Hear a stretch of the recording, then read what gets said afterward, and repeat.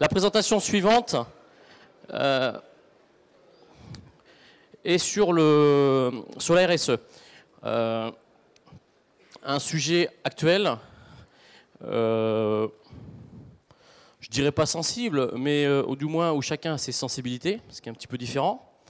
Et je voulais qu'on fasse le point justement avec vous sur l'avancée de ce dossier, puisque depuis début juillet 2015, et donc la suppression, on va dire, à titre conservatoire de l'épreuve de RSE, il s'est passé des choses. Il s'est passé des choses avant aussi, et c'est ce qu'on va voir, pour que vous ayez un petit peu une vision plus globale des événements. Et puis, essayer de faire un point aujourd'hui pour demain. Alors, je vous propose donc de voir ensemble l'analyse du groupe de travail, puisqu'en fait, un groupe de travail avait été mis en place, et on va voir quand exactement, pour voir justement comment on pouvait éventuellement remplacer cette épreuve.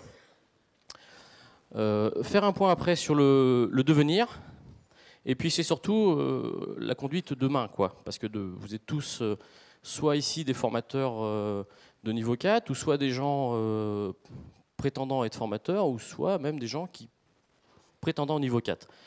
Ou MF2 aussi, puisque ça concerne aussi le MF2. Alors juste pour rappeler quand même dans l'historique, c'est que au-delà de l'émotion qu'il y a pu y avoir lors de l'incident en 2015, dès 2014, la CTN s'était emparée de ce dossier et avait justement fait une commande à un groupe de travail, à savoir de réfléchir à une nouvelle épreuve. Alors, plutôt tendance démonstration technique, et ça c'était une volonté de notre président Jean-Louis Blanchard, qui souhaite, en tout cas, qu'il y ait des fois un petit peu plus de technicité, et donc destiné peut-être, vous voyez les mots sont bien pesés, peut-être à remplacer la RSE. Hein, les mots ont déjà été pesés dans le compte-rendu de la CTN, parce que, comme je viens de vous le dire, c'est quand même un sujet qui peut être assez clivant. Il y a des anti, vraiment anti, et il y a des pour, et au milieu, il y a un noyau dur qui, des fois, se balance de gauche à droite. Alors, nous, on est parti sur une analyse, puisque comme on était dans cette optique quand même de faire un petit peu évoluer les choses, et ben, en fait, de voir un petit peu l'histoire. Parce qu'on avait quand même une certaine accidentologie sur les RSE, ou du moins un facteur de stress important pendant ces épreuves qui pouvait peut-être amener à avoir des petits incidents. Alors, on a essayé de revoir un peu l'historique. Et ben c'est vrai qu'à l'époque, hein, quand on passait le brevet élémentaire, la RSE existait. La RSE existait, mais la vraie RSE, c'est-à-dire en lâchant l'embout. Elle existait déjà aussi au niveau 2, qu'on appelait le premier échelon, et ensuite elle existait au deuxième échelon niveau 4 et au MF2. Mais on voyait bien qu'à l'époque, il y avait quand même une certaine progression entre les niveaux. Aujourd'hui, comme vous le savez, on ne fait pas de RSE au niveau 1, au niveau 2, mais on commence la RSE dès le niveau 4. C'est-à-dire que le stagiaire commence tout de suite à 20 mètres. Tout ce qui est fait avant, c'est des remontées sur expiration, mais il a toujours l'embout en bouche. Et puis, ce n'est pas le même exercice. C'est plus avoir un réflexe expiratoire pendant l'enseignement en balbutiement d'un bébé plongeur, qu'à partir du niveau 1, du niveau 2, on regarde un petit peu plus dans la zone des 20 mètres. Mais en tout état de cause, il a toujours son embout en bouche. Et à partir du niveau 4, paf, on lui enlève. Donc déjà, on a une rupture à ce niveau-là. Bon, ok, on part de ce constat-là. Ensuite, l'évolution des matériels. Alors, pourquoi? Parce que beaucoup de personnes nous disent oui, mais ça a pu sauver des gens, si sur des pannes d'air, etc. Ben oui, il faut remonter un peu dans l'histoire. À l'époque, on avait des réserves mécaniques. Pour les plus anciens, vous vous souvenez du signe j'arrive pas à passer ma réserve, et puis on allait voir de l'autre côté, puis en fait, on s'apercevait que la réserve était passée, et ça voulait dire tout simplement que c'était une panne d'air. Bon. Et puis on avait des 12 litres mono-sorties, il n'y avait pas de deuxième détendeur, etc., etc. Donc on était dans des situations potentiellement dangereuses où il fallait se débrouiller quasiment sans air, quoi. Hein. Donc on était dans un autre contexte. Aujourd'hui, c'est un petit peu différent. On a des généralisations et d'obligations de manomètres mécaniques et électroniques. On a 2 détendeurs, au-delà de 20, c'est obligatoire. Et aussi, on a un gilet gonflable pour tous. Donc globalement, comme je le mets, l'occurrence d'une panne d'air, alors on ne peut jamais dire nul, vous allez me dire ça peut arriver, mais elle est quasi nulle. En tout cas, d'un point de vue matériel. Après, et il y a bien ici des gens qui auront des petites anecdotes à raconter, où il y a eu des pannes d'air, mais globalement, c'est plus sur le comportement du plongeur que sur son matériel. Et le comportement, c'est river sur son ordinateur pour voir la déco, qu'on verra après, que de regarder son manomètre. Et arrive, ce qui doit arriver, c'est que j'ai plus assez d'air pour finir ma plongée. Mais ce n'est pas la RSE forcément qui peut le sauver.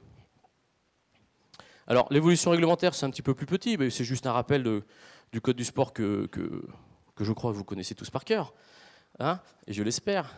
Bon, c'est juste pour vous rappeler qu'il faut un moyen pour voir la pression de sa bouteille, qu'il faut, au-delà de 20 mètres, un deuxième détendeur, indépendant ou pas en fonction si c'est de l'encadrement, etc. Donc là aussi, évolution avec le code du sport en 2012. À l'époque, il n'y avait pas, donc on ne se posait pas de questions, il n'y avait pas d'obligation, même si le deuxième détendeur apparaissait quand même. Mais bon, résultat 2012, ça change. Nous, on n'évolue pas forcément, et ça je le prends à titre individuel, mais aussi collectivement. Au niveau FFESSM, 2012, rupture avec le code du sport, pas forcément, on n'a pas regardé dans les cursus s'il ne fallait pas chercher certains comportements à changer. Bon, faut l'admettre. Peut-être que là, on a fauté. Et peut-être que dans l'avenir, quand il y a des changements, des grands bouleversements réglementaires, il faut qu'on se regarde si nos cursus correspondent à ça. Alors, là aussi, pendant toute la formation d'un plongeur, on lui dit qu'il faut remonter quand même à des vitesses relativement lentes. Et puis la tendance, c'est pas d'être à 20 mètres minutes, c'est plutôt à être dans les 10-12 mètres minutes. Et là, c'est pareil, on avait une épreuve dans notre manuel de formation qui n'obligeait pas, parce que dans les critères, il s'était marqué qu'il fallait avoir une vitesse le plus proche de 12 à 15 mètres minutes.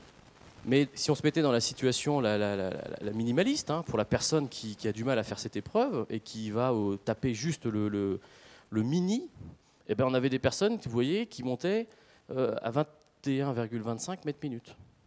Donc c'est pas, le signal est pas terrible, quoi. Hein. Pendant toute la formation en théorie, on lui dit attention, 10-12 mètres, c'est pas mal. Pendant les remontées assistées ou sauvetage, attention à la vitesse. Et puis là, là, tu as le droit de faire un écart, quoi. Bon. Et puis pour le MF2, c'était encore pire. C'était 27 mètres minutes. Bon. Là aussi, finalement, on envoie des mauvais signaux. Alors,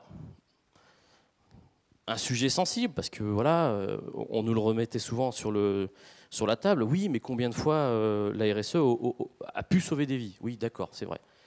Mais néanmoins, on constate que elle est potentiellement accidentogène. Quand on enlève le détendeur de quelqu'un à 20 mètres ou à 30 mètres et qu'on lui dit de remonter, quand pendant des années, cette personne, on lui a dit surtout, il faut bien expirer la remontée parce que tu risques une surpression pulmonaire, et puis là, on va découvrir un nouveau truc, quand il passe son niveau 4, c'est que finalement, ton air, tu vas pouvoir le garder, mais pas trop, etc. C'est flippant, quoi. C'est flippant. Donc on a quelque part une technique quand même qui est potentiellement accidentogène. Et c'est vrai que dans le cadre du loisir, je dirais qu'il faut qu'on fasse attention quand même, quoi. Mettre des gens en situation dangereuse dans le cadre du loisir, c'est toujours problématique. Alors pour autant, c'est pas pour soi qu'on doit enlever toutes les situations qui potentiellement sont dangereuses. Le fait de se mettre la tête sous l'eau, c'est dangereux. On est bien d'accord. Mais une épreuve qui n'est pas nécessaire pour faire la pratique quotidienne, ça peut poser un problème quand même et moral, et aussi après peut-être point de vue juridique. Mais là, on ne va pas rentrer dans cette pente-là, mais pour en avoir discuté avec Pierre Dunac, pour ceux qui connaissent, c'est vrai que ça pourrait être un angle d'attaque. Bon. Alors comme je vous l'ai dit, la progression des RSE n'existe plus. Donc le candidat découvre cette formation à l'épreuve de guide de palanquet. Dans cet esprit-là, le décaplage, souvenez-vous, à l'époque, on autorisait un peu le décaplage au fond du niveau 1, puis il remontait la surface, ça va, oui, tu redescends le rechercher, enfin tout ça on a arrêté, quoi. Justement, il y avait trop de risques de surpression, hein, ces micro RSE. La RSE du premier échelon, comme je le marque, a été remplacée, donc vous avez vu et vous le pratiquez par ce qu'on appelle alors, plusieurs noms, la REC, la RAE, etc. Bon, résultat, c'est le détendeur en bouche, avec une petite particularité sur une des épreuves qui consiste à l'enlever très rapidement, mais de le remettre surtout au bout de 2 mètres. Donc c'est pas, voilà. Et c'est plus un prérequis finalement à faire une panne d'air qu'à développer la compétence maîtrise de la ventilation, etc. etc. Donc on n'est pas du tout dans l'esprit de la RSE. Et il est vrai que la zone 10-0, et c'est ce qu'on avait soulevé, est quand même la zone la plus dangereuse. Voilà. Alors, matériel, pareil, une épreuve qui ne se justifie. Alors, à chaque fois, on était sur les pincettes, hein, pas ou plus. Je sais que dans l'Assemblée, il y a des gens qui sont anti, et je sais que dans l'Assemblée, il y a des gens qui sont pro. C'est pour ça que j'utilise aussi des pincettes. Voilà. Mais en tout cas, aujourd'hui, une épreuve qui ne se justifie pas ou plus.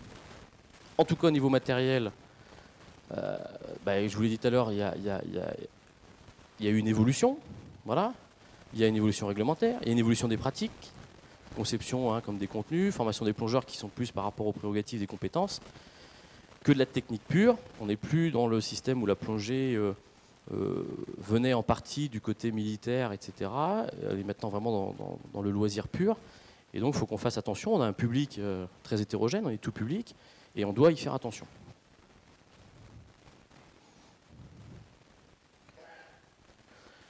Donc, vous voyez, ça, c'était l'année 2014. Donc, en 2014, on travaille là-dessus. En 2015, donc le 9 mai 2015, donc lors d'une CTN, on présente une partie de ce que je viens de vous présenter.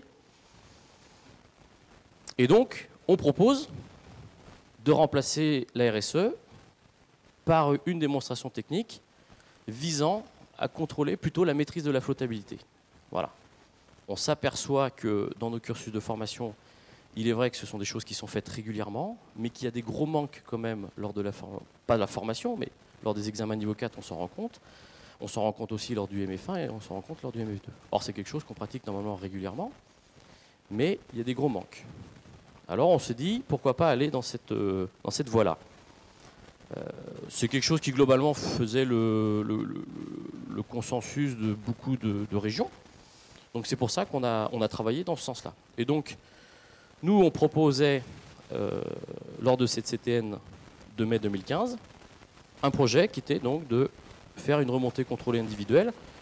Alors on avait 2 pistes, qui étaient une piste avec instruments. Voilà, on donnait la possibilité aux candidats d'utiliser les instruments. Et puis une autre piste, un autre plan B, qui était aussi, allez, finalement, on lui demande de faire une démonstration technique, mais sans instrument. Bon. Là, sans instrument, bon, elle n'a pas fait la majorité, c'est pour ça qu'elle n'avait pas été retenue à l'époque. Pour une raison simple, c'est qu'on se mettait aussi un peu en bise-bise avec le code du sport, donc c'est pas terrible, voilà, si on veut être cohérent. C'était pas terrible. Et puis on n'était pas. Déjà, on présentait une épreuve qui n'était pas dans l'avenir, quoi, qui était un peu rétrograde, puisqu'on disait vous avez un instrument mais vous l'utilisez pas, quoi. Bon, c'était un peu comme je vous dis les RSE. Vous avez un deuxième détendeur mais vous l'utilisez pas, vous faites les RSE. Donc on était un peu dans une certaine incohérence.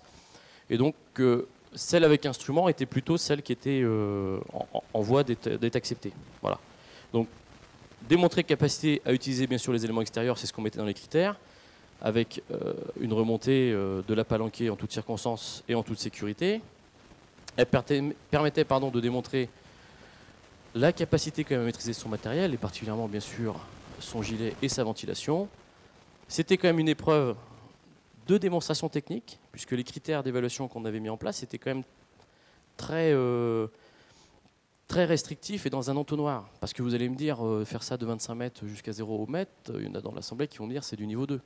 Oui, c'est vrai. L'épreuve est du niveau 2, c'est-à-dire de remonter de 20 jusqu'à 0, c'est du niveau 2. Mais ce qu'on met dedans après, c'est pas forcément du niveau 2 quand on met des temps, des machins, des critères très restrictifs. Et là, ça devient une démonstration tellement technique qu'elle ne s'adresse plus à un niveau 2 qui est quand même un bébé plongeur autonome, quoi. C'est là la différence. Et elle permettait, parce que faut penser qu'on a des fois des soucis dans les délibérations, et il est vrai que on a des profils, à l'époque on avait sur une épreuve complète niveau 4, on avait quand même une quinzaine d'épreuves, et on pouvait voir un certain profil de personnes. Aujourd'hui, vous avez vu, le niveau 4, on a réduit les épreuves et on a finalement des fois des difficultés à se dire ah, potentiellement, est-ce que cette personne finalement elle a chuté le jour de l'examen, mais est-ce que c'est pas si mauvais que ça? Alors c'est faisable quand on a beaucoup d'épreuves et qu'on regarde un peu partout à l'intérieur si finalement il n'y a pas de mauvaises notes, mais quand on a très peu d'épreuves, c'était compliqué.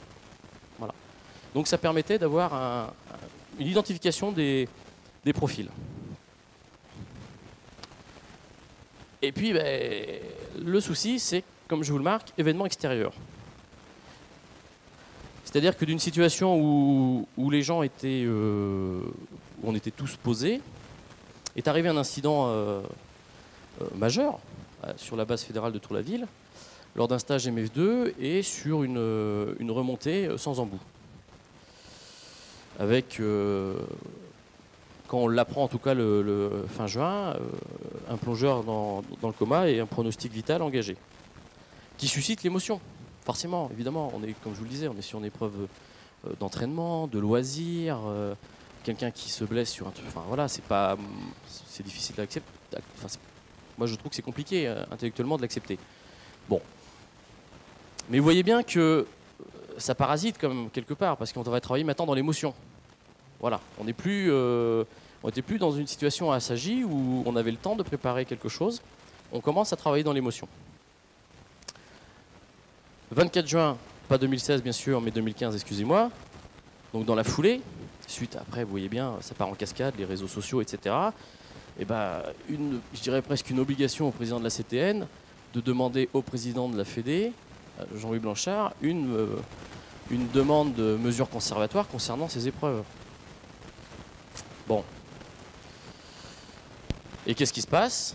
À compter du 1er juillet 2015, le CDN décide de neutraliser l'épreuve de RSE. Donc depuis le 1er juillet 2015, il n'y a plus de RSE au niveau 4 de la FFE-SSM et dans les examens de MF2 de la FFE-SSM. Neutraliser, ça consiste tout simplement à mettre une note de 10 sur 20.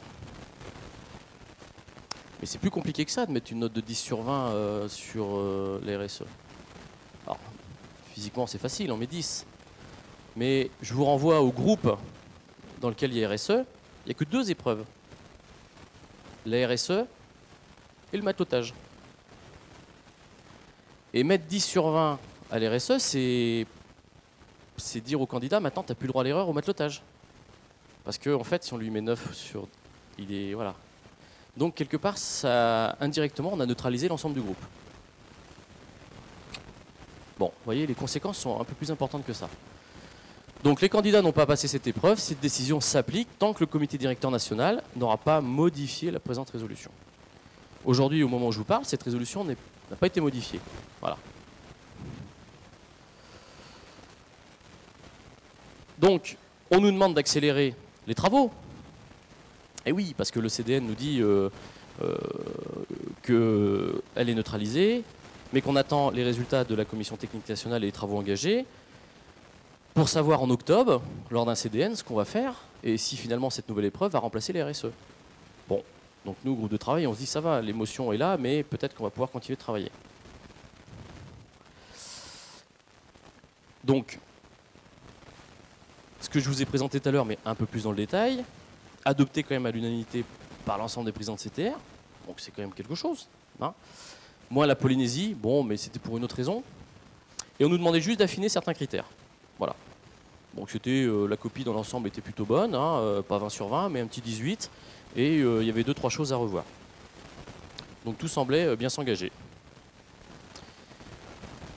Et puis, alors je ne vais pas dire patatrac, mais bon, une petite faille qui commence à arriver. Ah, le 16 octobre, il y a une demande du CDN pour préciser que dans sa prise de décision, il demande à consulter. Bon, en même temps, c'est bien, c'est tout à leur honneur. Mais là, on sent que déjà, il y a une petite inflexion, un petit changement. Donc cette décision s'appuiera entre autres sur le positionnement donc, de la CMPN, donc Commission médicale nationale.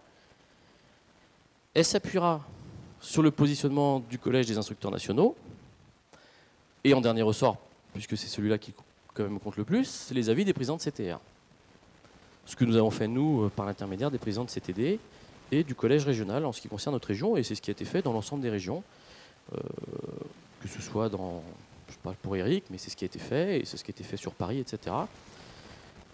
Pour en arriver finalement à avoir des résultats qu'on devait rendre avant la réunion CTN de janvier 2016. Et les résultats, ben, voilà, ils sont ce qu'ils sont, mais si on consulte, il ne faut pas avoir peur de la consultation. Et que dit la consultation? Elle dit quand même que les 3/4 des instructeurs nationaux, alors, du collège national, est favorable à la suppression de la RSE. Alors, je veux bien, et c'est vrai que c'est ce qu'on nous a dit, des fois la question était mal posée, mais bon, en tout cas, à la réponse, à la question qui a été posée, la réponse est que 75% des gens du collège étaient favorables à la suppression de la RSE aux examens. Bon. Les CTR consultés, donc 1520 voix, 782 pour la suppression, donc vous voyez 51%, hein, ça rappelle un peu certains référendums chez nous, hein, Maastricht, tout ça. Mais bon, voilà, 51% et 48% contre la suppression. Bon. Alors là, on se dit, bon, ben normalement, quand même. Bon. Et donc, on a eu la présentation d'une autre option. Bon, on m'a fait nous dire dès le départ, voilà, le groupe de travail, c'était sympa. Et ben voilà, vous n'avez pas travaillé pour rien, mais peut-être qu'un jour ça ressortira. Et bon, faut y croire. Hein, et Pascal pourrait vous en parler concernant son travail. C'est ce qui s'est passé pendant 4-5 ans. Et vous voyez, c'est sorti au bout de 4-5 ans. Et globalement, ben, on a présenté un plan B. Voilà. Et le plan B, c'est quoi? Ben, c'est finalement conserver les RSE en modifiant certains paramètres. Ah. Et alors, modifier. Donc la profondeur, parce qu'on est tous d'accord que c'est quand même accidentogène. Et accidentogène, ils ont repris quand même ce qu'on avait dit, c'est que dans la zone des 10 à 0, c'était un peu plus accidentogène. Donc ben, on va décaler. On va décaler, au lieu de s'arrêter dans la zone des 3, on va s'arrêter dans la zone des 10. Donc pour le GP, on augmente la profondeur et on fait de 25 à 10. Bon, le MF2, pareil, on décale. Au lieu de faire de 30, on fait de 35. Au lieu de s'arrêter à 5, on s'arrête à 10. Donc on fait 35 à 10. OK. Le côté anxiogène. Bon, la flottabilité. Alors, c'est ce qui se dit que partir gilet vide, c'était anxiogène. Et donc, le plan B prévoirait un départ équilibré au fond. Bon, à mon avis, peut-être un peu plus compliqué. Parce que déjà, gérer un volume, ses poumons, c'était pas facile. Mais gérer 2 volumes, c'est encore plus compliqué. Et c'est ce qui s'est passé un peu au brevet d'État, au BES2, c'était un petit peu compliqué. Donc les critères, il faudra faire attention. Il ne faudra pas oublier, pendant la remontée, et se concentrer sur son expiration, et se concentrer sur son gilet. J'ai peur qu'intellectuellement, ça soit aussi un peu plus compliqué. Mais bon. Et par contre, oui, ça, quelque chose qui était très anxiogène, c'est ce côté éliminatoire. Les RSE étaient couperés. Il fallait faire 45 secondes. Les gens, ils étaient rivés sur leur chronomètre. Hein, ils déclenchaient leur montre au fond, et il fallait absolument tenir 45 secondes. Et 46, c'est bon, je suis sauvé, je ne suis pas éliminé. Là, c'est vrai, là, c'est vraisemblablement un des facteurs qui entraînait des accidents. Vraisemblablement. Voilà. Donc voilà, présentation de l'option par le président de la CTN. Alors vous allez me dire aujourd'hui, qu'est-ce qu'on fait? Aujourd'hui a lieu un comité directeur national. Là, en ce moment, là, aujourd'hui, 27 et 28, enfin de hier soir, samedi et dimanche. Et normalement, doit être prise la décision ou pas de garder la RSE. Mais la décision officielle. Puisqu'ils ont reporté leur décision d'octobre au mois de février. Moi, mais ça c'est à titre personnel, je pense que ça ne sera pas forcément pris aujourd'hui et qu'il va y avoir encore des rebondissements.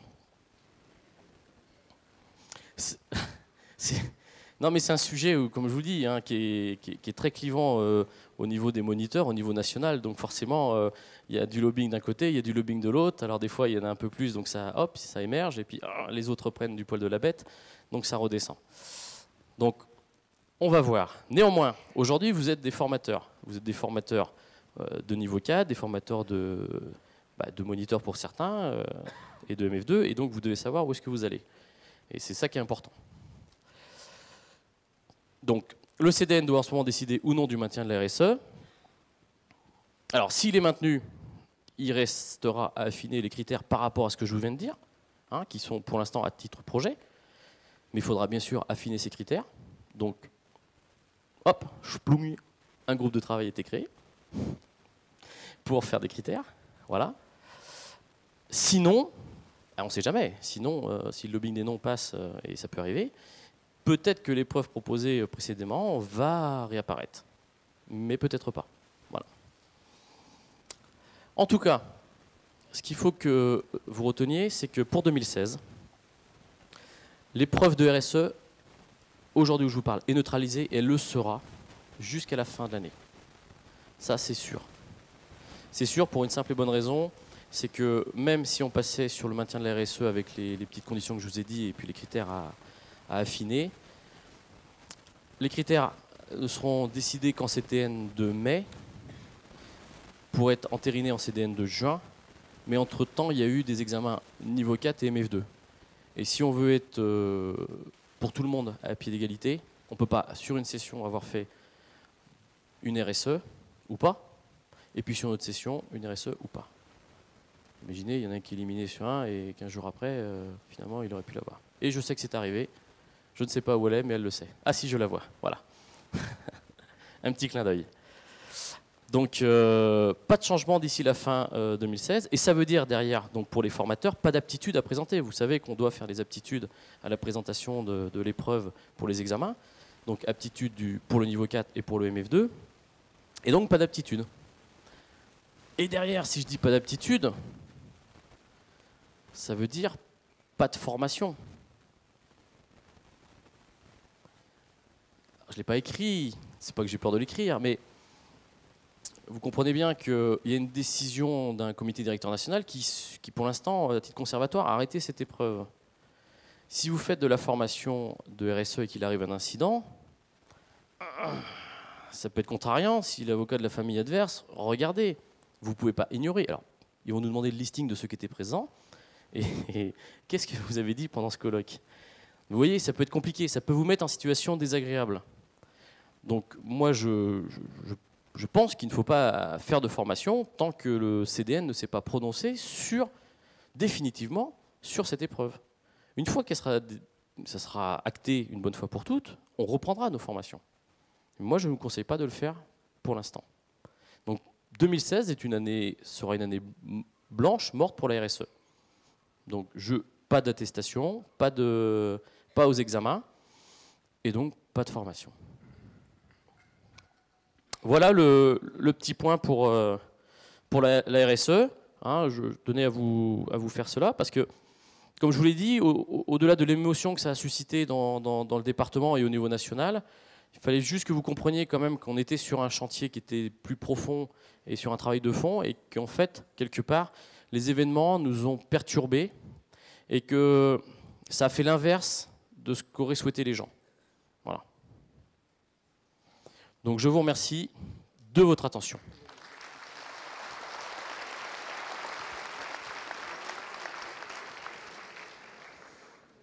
Une question au premier rang, quel était l'avis de la commission médicale? Alors, oui, alors je vais, comme c'est technique, mais c'est dans le PV de la CTN, donc moi vous pouvez y voir, c'est ce qui a été marqué. En fait, la commission médicale nationale n'a pas rendu officiellement de conclusion sur ce dossier-là. Ça a été compliqué, c'est une année 2015 compliquée, donc voilà. Et c'était avant. Voilà. Voilà. Elias, vas-y. Pardon. En 2014, la CTN avait posé la question à la CMPN pour savoir si la RSE était accidentogène. En réalité, on a fait donc un groupe de travail et on s'est rendu compte qu'il y avait moins de 10% des accidents de plongée dus à la RSE. Cela dit, on n'avait pas d'argument, c'est forcément accidentogène. Hein. Les accidents étaient graves, mais ils étaient très peu nombreux. Comparativement, on a beaucoup plus d'œdème aigu d'immersion dans le Caplet, gravissime, plutôt qu'avec la RSE. Voilà, merci Elias.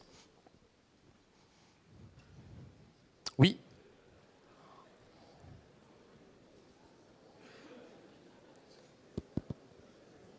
Un, deux.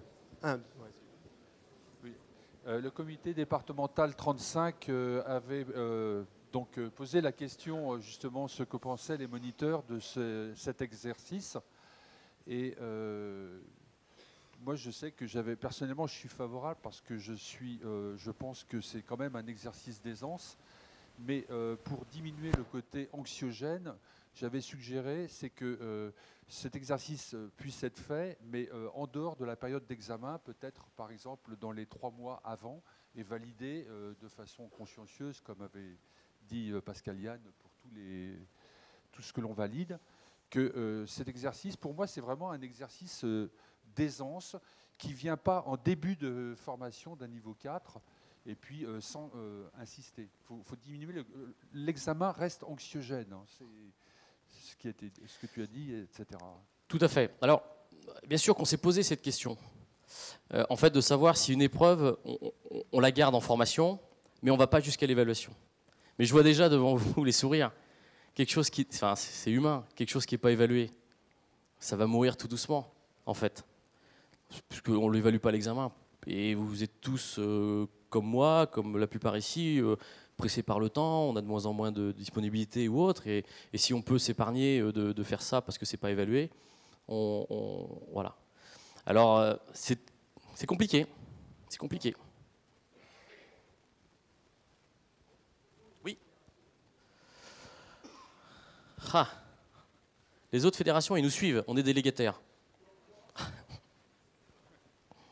Il y a une question là.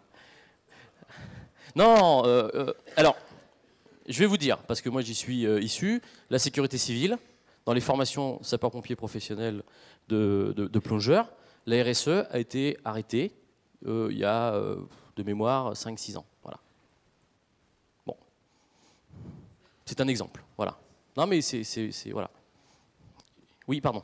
Ouais, je voulais dire comment vous arrêtez la RSE à 10 mètres. Comment on peut se noyer dans 20 cm d'eau. Là, je trouve ça un petit peu crétin, je m'excuse. Vas-y, parle plus. Et je préférerais faire travailler sur des apnées expiratoires, parce que pour avoir fait des pannes d'air, comme à l'époque où il y avait les réserves mécaniques, c'est toujours poumon vide. On est bien d'accord. Et non pas poumon plein. Donc mais bien sûr. La surpression pulmonaire n'intervient pas. Tout à fait. C'est là où on voit d'ailleurs cette distorsion finalement entre la RSE qui sauverait d'une panne d'air, mais tout à fait ça. Finalement, la panne d'air, elle arrive sur une expiration, elle n'arrive pas sur une inspiration, donc on n'a pas. Pourquoi c'est parce que la zone des 10, vous le savez tous, c'est là où il y a la variation de volume la plus importante. Et c'est surtout là où la personne, avec son chrono, se dit 45 secondes, je dois tenir. Et en fait, il ne faudrait pas qu'elle tienne dans ces 5 derniers mètres. Et elle se bloque, elle se tétanise un petit peu pour tenir les 5 dernières secondes. Et c'est là que peut arriver cette distorsion alvéolaire qui, des fois, est plus dramatique, qui va jusqu'à la vraie surpression pulmonaire grave, et puis des fois qui s'arrête à un premier niveau quand même. Donc c'est pour ça que les gens se sont dit, en s'arrêtant à 10 mètres, on a peut-être moins de chance.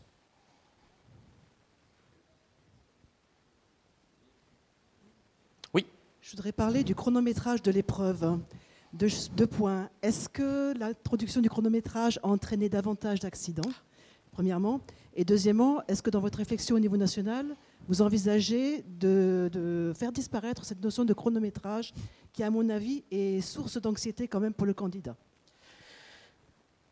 Merci Catherine. Tout à fait. Oui, non, mais oui, c'est une des pistes. Je vous l'ai dit, cette notion de temps qui a été introduite il y a quelques années a rendu cette épreuve anxiogène par cette fixation sur le chronomètre. Et en plus, si on regarde même à l'intérieur des épreuves, et c'est pas forcément de l'épreuve, pardon, et c'est pas valable pour tout le monde, mais on a finalement une remontée très rapide dans les premiers mètres. Et puis quelque chose de très lent dans les derniers, ou des fois à l'inverse. Enfin, on a des profils qui correspondent à rien finalement à ce qui est recherché par le temps, qui voulait qu'on fasse quelque chose de linéaire. Et c'est vrai que la piste est une des pistes, puisque là, Eric est dans le groupe pour faire les critères d'évaluation, c'est quelque chose qui ressort et qui globalement, je pense, fera un consensus. C'est-à-dire qu'ici, je ne prends pas de risque en disant que, et on s'est quitté quand même là-dessus en janvier, en disant que oui, cette notion de temps, il fallait quand même la revoir profondément. Voilà. Cette notion de temps et aussi cette notion éliminatoire. C'est-à-dire faire une épreuve de RSE qui forcément n'est pas couperée, quoi.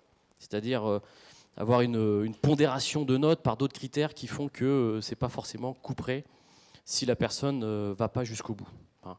C'est dans cette notion-là, quand je vous dis qu'il faut affiner les critères d'évaluation, c'est pas simplement mettre les critères comme on a pu le faire nous, par exemple, dans nos formations niveau 4 CTR, comme vous pouvez trouver sur le site. C'est d'être un peu plus haut dans la réflexion.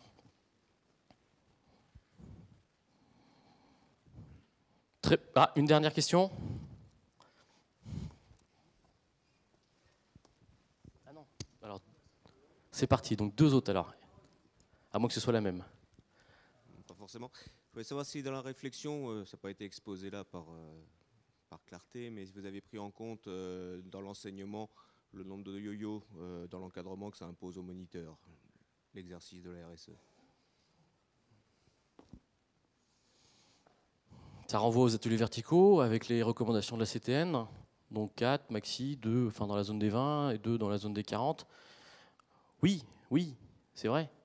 C'est vrai que toutes ces remontées, finalement, ça nous impose, lors des formations, de faire des successions de yo-yo, et ça va peut-être à l'encontre de ce qu'on défend après dans nos cours théoriques. Oui. Donc là, on aura forcément un problème, hein. Il y a un nœud. Hein. On a un exercice à faire, le candidat n'y arrive pas, donc évidemment qu'il faut trouver d'autres méthodes et pas forcément d'aller jusqu'à la surface et de faire du répétitif. Hein. Il existe d'autres méthodes certainement pour travailler cet exercice. Mais pour ceux qui font que du répétitif, c'est très embêtant, oui. Ouais. Mais c'est un problème plus profond finalement que la RSE. Cette question peut se poser sur la remontée contrôlée, sur les assistants, sur les sauvetages, etc. Je pense que c'est une réflexion individuelle ou d'équipe pédagogique à avoir sur la formation pour limiter, ou en tout cas faire ça le plus judicieusement possible dans l'année, quoi. Il y avait juste devant. Et on va finir là-dessus pour passer la main à Eric. Merci. Bonjour Olivier. Du Club Atlantis, donc Rose Campbell. On a parlé juridiquement, mais si jamais une personne justement a un problème par une plongée simple, et justement par rapport à un problème d'air, il remonte et il a un accident. Parce qu'il n'a pas su faire justement les RSE, parce qu'on ne lui a pas appris. Là, qu'est-ce qu'on dit, qu'est-ce qu'on fait et qu'est-ce qu'on risque? Parce que si on dit, bah oui, mais vous auriez pu lui apprendre cet outil, et bah ouais, mais voilà. Si c'est plus dans nos cursus de formation, je veux dire, la fédération qui est délégataire a dit, il n'y a plus dans les cursus de formation la RSE, c'est-à-dire qu'on estime que aujourd'hui les matériels, la réglementation, les pratiques font que c'est plus nécessaire. Je veux dire, c'est à nous après d'enseigner le comportement, et c'est peut-être là où c'est plus compliqué, le comportemental, pour éviter d'arriver à une panne d'air. Aujourd'hui, c'est peut-être un peu moins bien fait. Le côté juridique, je dirais, je renvoie un petit peu à Philippe cet après-midi, ce qu'il va y avoir, c'est-à-dire qu'il y a tellement de cas particuliers, et il y a tellement de juridictions différentes, qu'un cas est traité dans une juridiction sera différent dans une autre. On ne va pas pouvoir reprocher à un moniteur de toute façon d'appliquer ce qu'il y a dans le MFT. Ça, c'est clair. Il n'y a pas de problème. Ouais, mais question conscience. Ah, ça vous renvoie. C'est facile de dire ça, mais après. Oui, mais alors là, il faut faire la liste de tous les accidents potentiels, et puis ça peut être compliqué. Alors ensuite, en tant que président de club, donc de la région 29, oui. D'accord, on n'a pas été concerté là-dessus, nous. Hein, tous les gens qui ont été concertés, c'est ceux qui savent faire donc des RSE, hein, tous les BF12. Hein, enfin, j'espère pour eux. Mais nous, on n'a pas été concertés, et pourtant, je pense que c'est une chose quand même qui est super importante.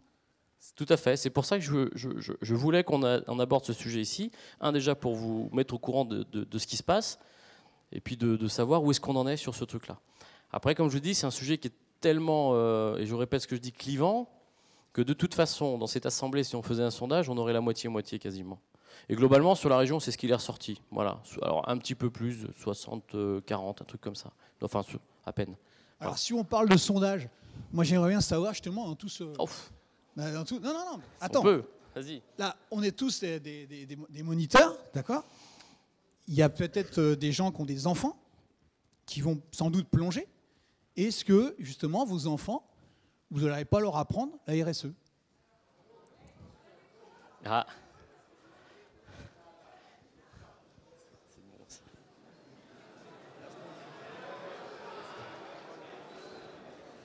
Donc, ouais. Donc je vais répondre. À Dinard, on a une section jeune qui fonctionne bien. Donc justement, nous, on leur apprend à ne jamais remonter à la surface parce que c'est quand même beaucoup moins dangereux d'aller chercher de l'air sur son binôme de palanquet plutôt que de remonter sur une expiration quand on a une panne d'air. Donc là, moi, honnêtement, je ne comprends pas que, d'un point de vue sécurité, c'est quand même vachement moins dangereux quand on a une panne d'air d'aller dans sa palanquée et que donc on forme nos plongeurs à ça, à avoir ce réflexe et non pas à vouloir remonter à pleine balle parce que quand on a 20 mètres, c'est quand même dangereux, quoi.